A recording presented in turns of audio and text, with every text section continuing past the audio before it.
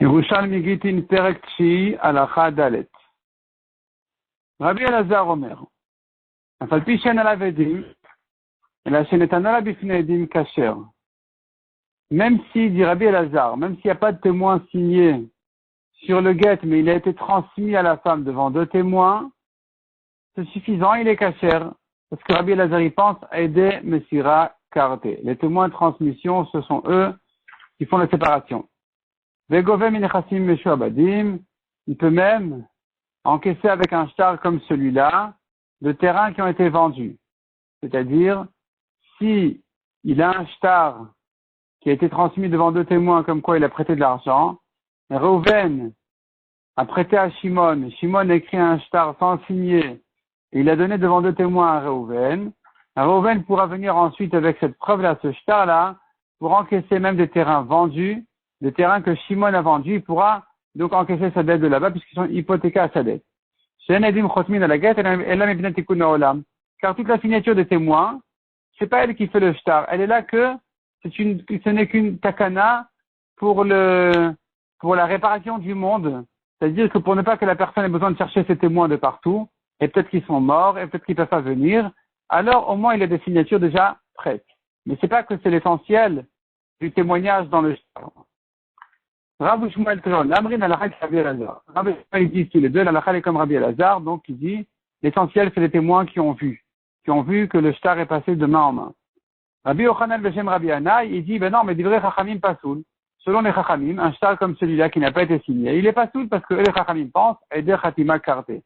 Les témoins signés, ce sont eux qui font l'essentiel de la séparation. Ils n'ont pas signé, c'est pasoul. Atavouda Kumer Rabbi Yochanan Bekohenet. Une shéla a été posée chez Rabbi Yochanan, donc avec un guet comme celui-là qui n'a pas été signé, ou Baleme Avad Kehada de Rabbi Anaï.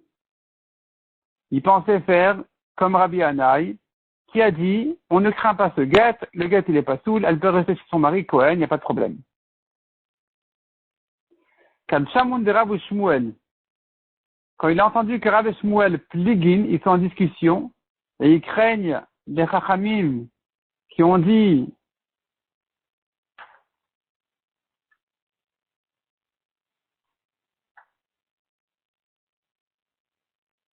non, pardon, je reprends. Uba le me'avad kala de Rabbi Anaï. Il pensait faire comme Rabbi Anaï qui a dit que selon les Chachamim, le guet il est pas soul, c'est ça, très bien. Donc effectivement, puisque le guet il est pas soul, elle peut rester chez son mari Cohen.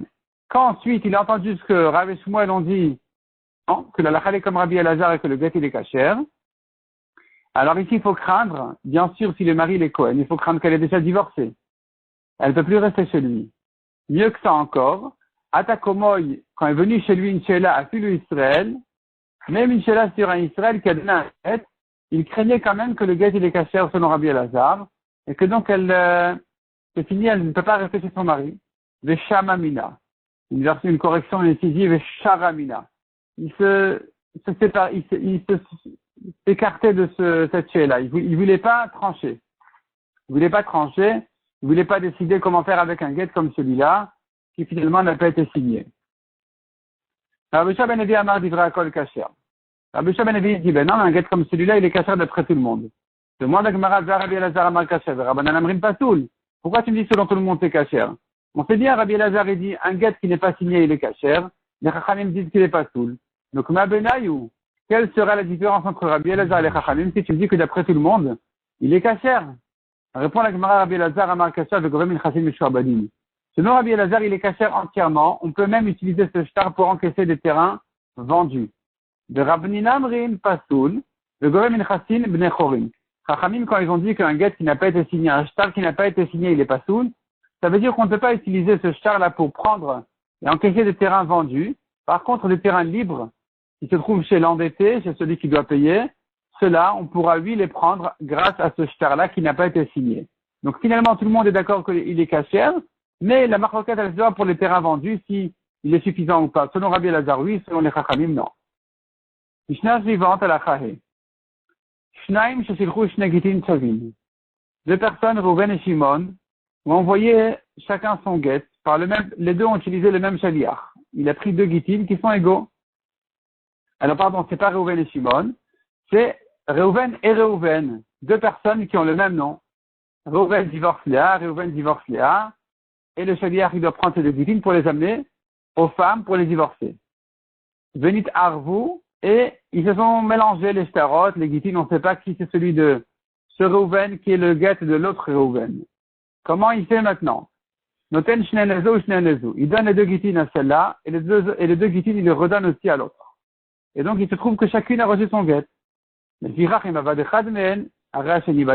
si un des deux guitines a été perdu, le deuxième, on ne peut plus l'utiliser. Il ne sert plus à rien.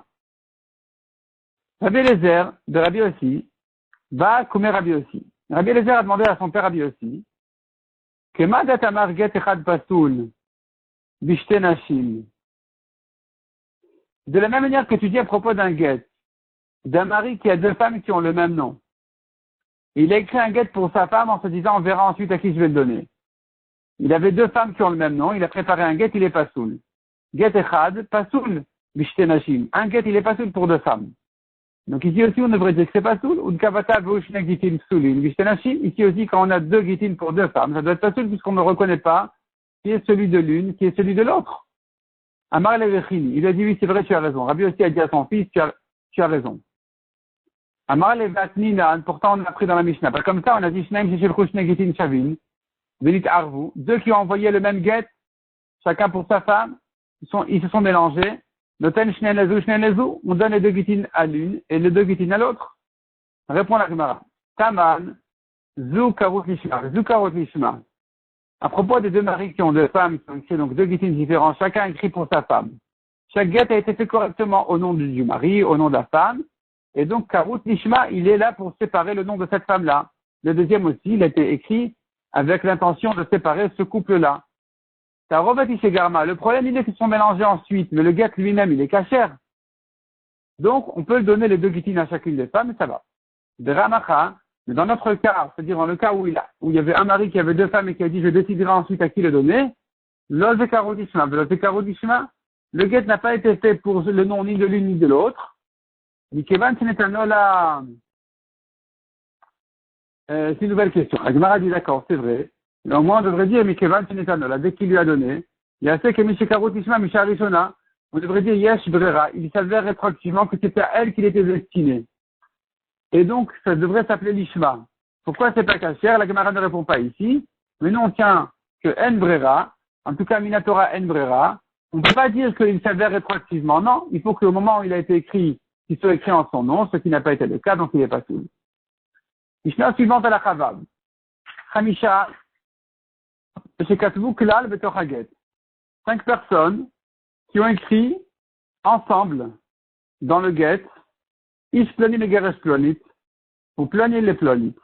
Donc voilà, on écrit dans le get tous les noms ensemble. Reuven divorce Léa, Shimon divorce Rachel, Lévi divorce Zilpa, Yehuda divorce Bila. Vous avez dit Milematan. Les témoins ont signé en bas. Kulan Ksherim. Tous les guitines sont cachères. Minatan ekol achat ve'achat. Il écrira, il donnera. Kulan, ça veut dire, ce get-là, il est cachère pour tous, pour tous les couples. Et donc, il faudra le donner à chacune des femmes-là, pour que elle se divorce de son mari. Par contre, Aya Kotev Tofas ekol achat ve'achat. S'il avait écrit le texte du get, il avait répété pour chacune des femmes, il avait dit Milematan, et les témoins en bas ont signé. Alors là, elle s'est dit Mikrin et Mokacher. C'est que le dernier get qui se lie avec les signatures, qui est cachère. Mais tous ceux d'avant n'ont pas été signés, donc ils ne sont pas cachères. Amar Rabbi Yochanan, Monsieur Rabbi Hanai. Veshoel Anibisham Ploni, si en bas du get c'est écrit, et d'ailleurs je transmets un bonjour à un tel, Chazaka la Kol Khatam.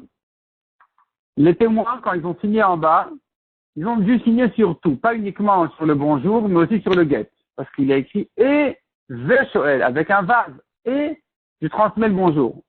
Par contre, s'il n'a pas écrit un vav, Shoel ani bishlam ploni, je transmets le bonjour à un tel, il écrit ça en bas du get et les témoins ont signé, le khatam el al-shelat shalom bilvad. Les témoins n'ont signé que sur le bonjour et pas sur le get lui-même, parce que c'est pas relié au get, il n'y a pas un vav pour relier le bonjour au get. Resh Lakish Amar, il n'est pas d'accord. Il dit, Afilu Amar Sholani Bishlam Ploni Chazaka la Kol Khatam. Et ici, une correction du Korban Eda qui dit le contraire. Et qui dit, donc, Afilu, selon Resh Lakish, Afilu Amar, Ve Sholani Bishlam Ploni. Même s'il dit, et je transmets le bonjour à un tel, Chazaka la Acharon Khatam. Les témoins n'ont signé que sur le dernier. Malgré le Vav, la dernière phrase n'est pas reliée au texte du get. Et donc, on dit que les témoins n'ont signé que sur la fin.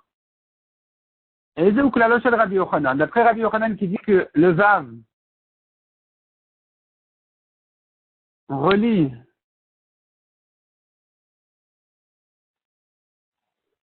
les signatures se rapportent sur tout ce qu'il y a jusque-là.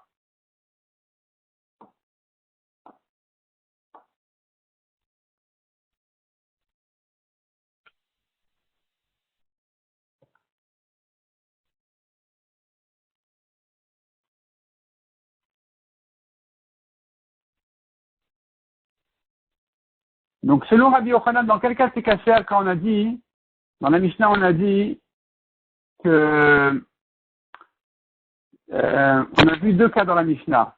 On a vu un premier cas, on a dit qu'il y a 5 couples qui se sont divorcés sur le même get, et que les témoins ont signé en bas. Du moment qu'ils ont été mis ensemble, c'est caché.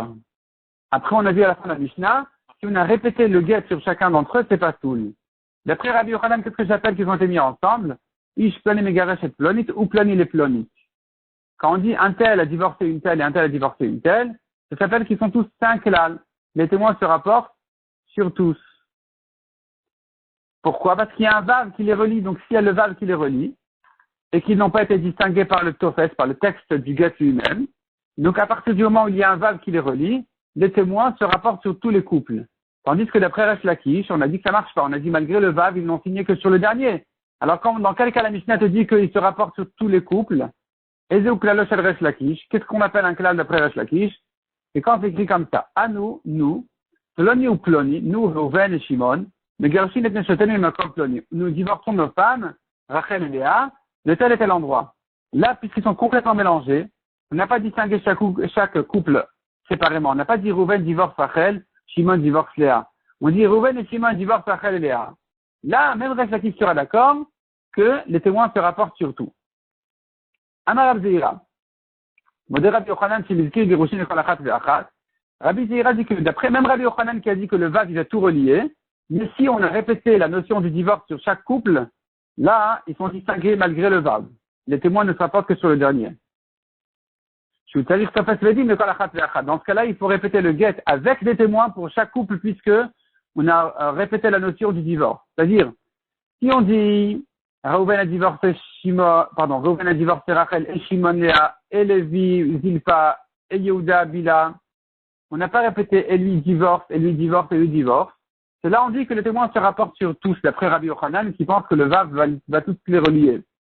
Mais s'il a dit Reuven il divorce Rachel et Shimon il divorce Léa, même si j'ai un vav entre eux, ça y est, ils sont séparés, les témoins ne signent que sur le dernier.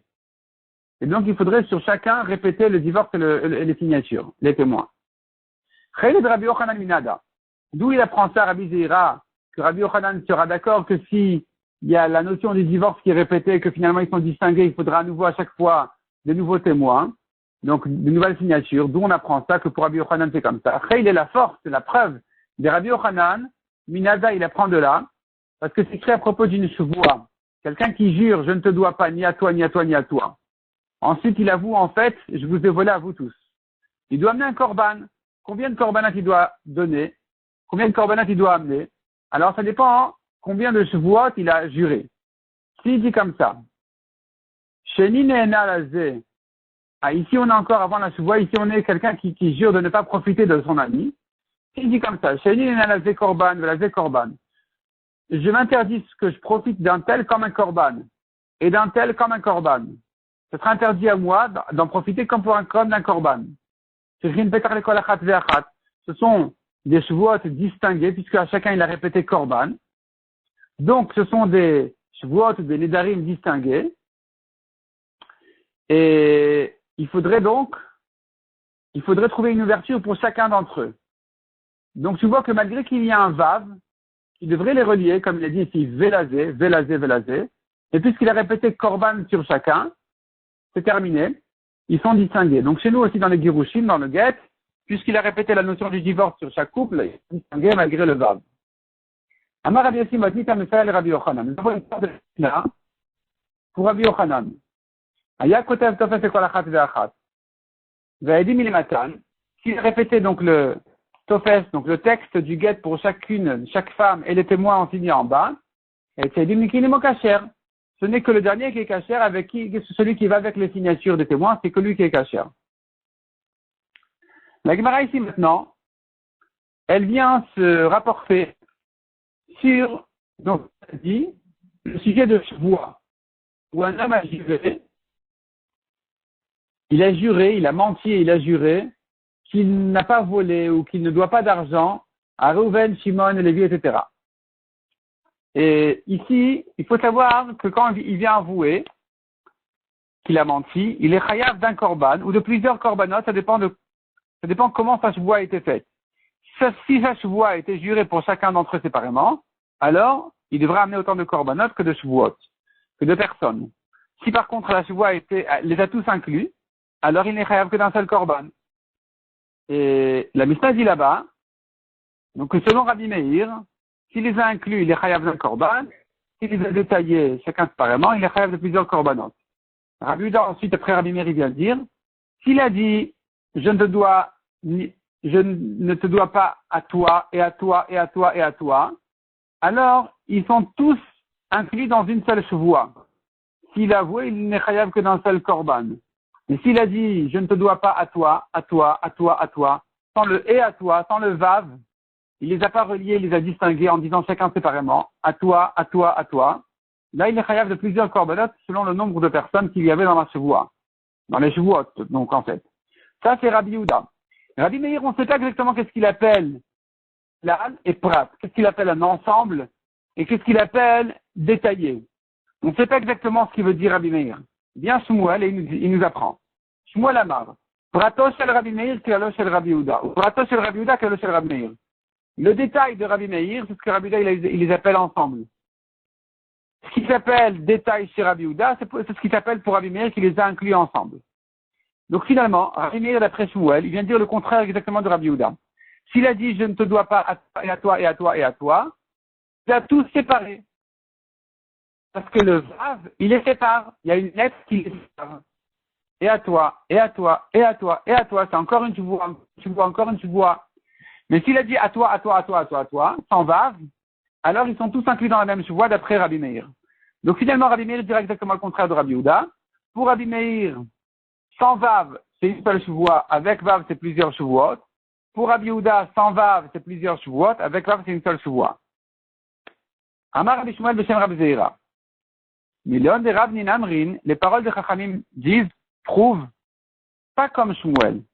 Rabbi Shmuel, il vient prouver maintenant contre Shmuel.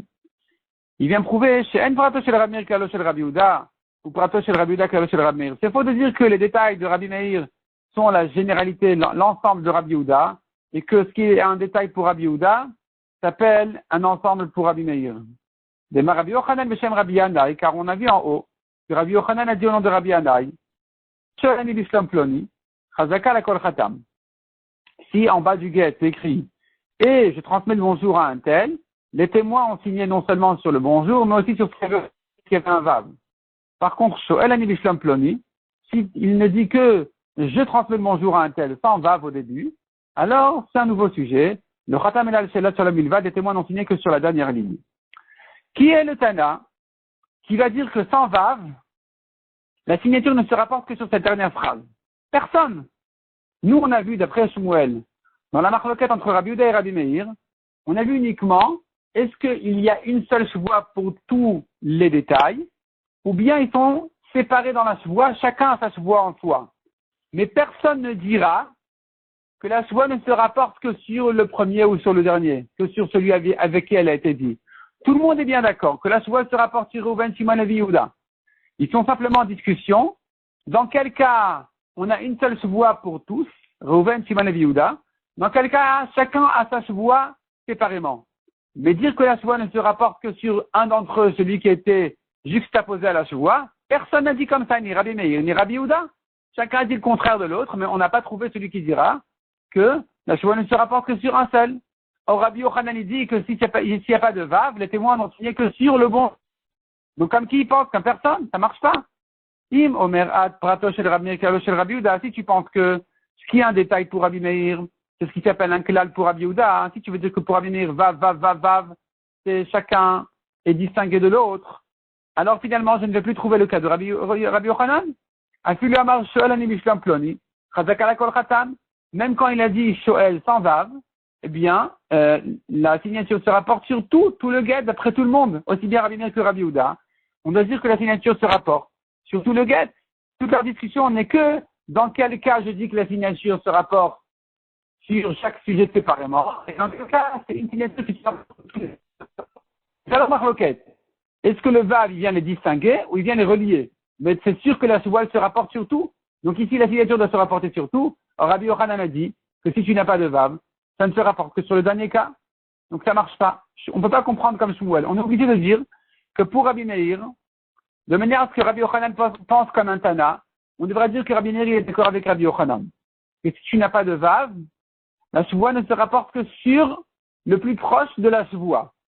Et donc Rabbi Meir qui ne sait pas expliquer dans quel cas c'est un klal, dans quel cas c'est un prat, on devrait l'expliquer autrement, pas comme Shmuel. On devra le résoudre autrement, de manière à ce qu'il puisse s'arranger avec Rabbi Yochanan, de dire que si tu as un vav, ça se rapporte sur tout. Si tu n'as pas de vav, ça ne se rapporte que sur un seul cas, que sur celui qui est le plus proche. Mike Edoun. La Gemara demande alors qu'est-ce qu'il en devient de cette question-là? Finalement, quelle est la halakha? Amar Rabbi Yossi, Matnita Amraken. Rabbi Yossi dit, on peut prouver de la Mishnah. Shen Prato Shel Rabbi Yehuda, Kalo Shel Rabbi Meir. J'ai une preuve que c'est faux de dire que le détail de Rabbi Yehuda, c'est l'ensemble de Rabbi Meir. C'est-à-dire, Rabbi Yehuda qui a dit que l'olecha, sans vav, à chaque fois, ils sont séparés. Dire que ça, c'est pour Rabbi Meir un klal, un ensemble, c'est faux. Quelle est la preuve? D'etnina taman. Car on a pris une Mishnah à propos d'un gage où il a dit je t'ai confié du blé, de l'orge, etc., etc. Et il a juré non, tu ne m'as rien confié. Et ensuite il a avoué qu'il a menti. Et à nouveau se pose la question dans quel cas il est chayav de plusieurs korbanot et dans quel cas on dit que la chevoie c'est une seule chevoie sur toutes les espèces. Et là-bas on dit comme ça. Rabbi Omer, Afilu Amar, Chita ou Sora vekusemet, chayav al kol achat ve'achat.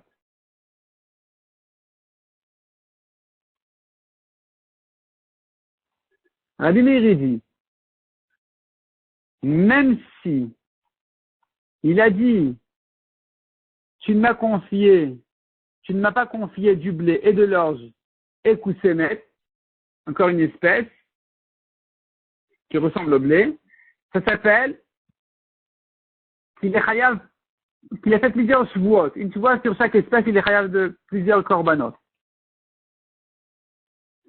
Donc, ce qui s'appelle, selon Rabbi Yehuda, une seule chevoie, un ensemble, parce qu'on a dit s'il y a un vav, ils sont tous reliés. Toutes les espèces sont reliées par le vav, donc il n'est chayav que d'un seul korban. Pour Rabbi Meir, non, il est chayav de plusieurs korbanot.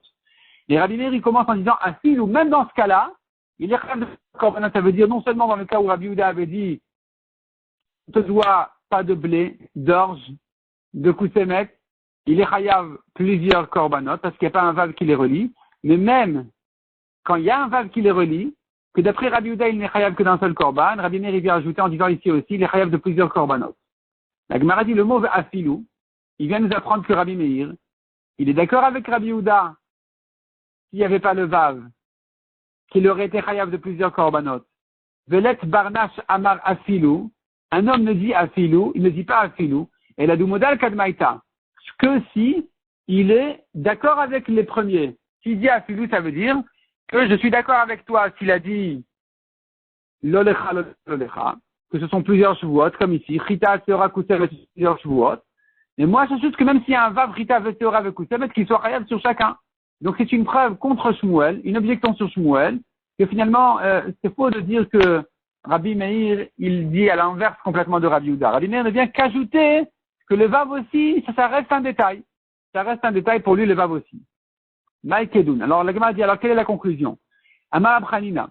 Al-Dat et de Rab Meir. Selon Rabbi Meir. Ben Shamar, Chitin ou Théorin de Kousmin. Ben Shamar, Chita, Théora de Koussemet. Sans vav, il faut corriger ici. Dans tous les cas, aussi bien avec vav qu'avec sans vav, que la loupratou. C'est une voie qui se rapporte à tous les détails, chacun séparément. Il est chayav de plusieurs korbanot. Tandis que, Al-Dat et de Rabbi Yehuda, Imamar, Chitin, Théorin, Kousmin. Ici, il faut enlever le vav.